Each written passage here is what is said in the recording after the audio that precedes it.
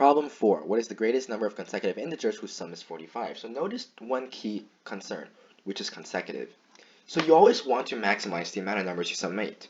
So we can think of it two ways. The first way is to sum all numbers that are greater than 0. Or 2, we can sum all numbers that are less than 0. Or we can sum all numbers that are both greater than 0 and less than 0. So let's first consider case 1 where everything is greater than 0. Well, that would mean must be, well, we have to include 0, right? Because we're trying to find the maximum. So 0 must be included. So greater than equal to, less than equal to. So this could be 0 plus 1 plus 2 all the way to some n. So that means 0 plus n divided by n plus 1 over 2 must give 45. In other words, n squared plus n minus 90 must give 0.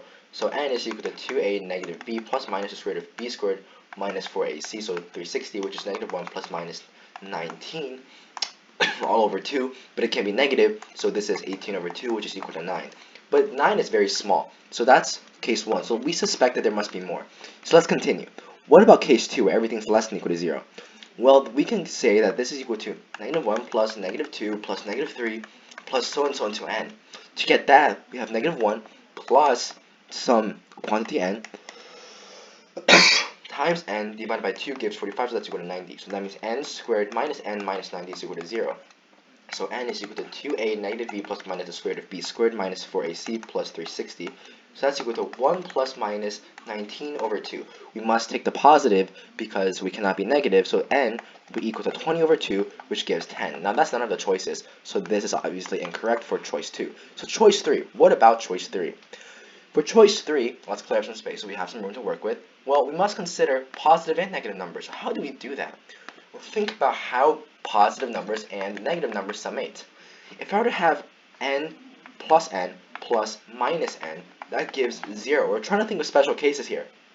So what if I maximize the number of terms that I multiply or summate by having a bunch of conjugates, such as 1, 0, negative 1, 1, negative 2, 2, negative 3, 3. None of them would affect it until I add it all the way until 45. We cannot add a negative 45 because that will cancel out.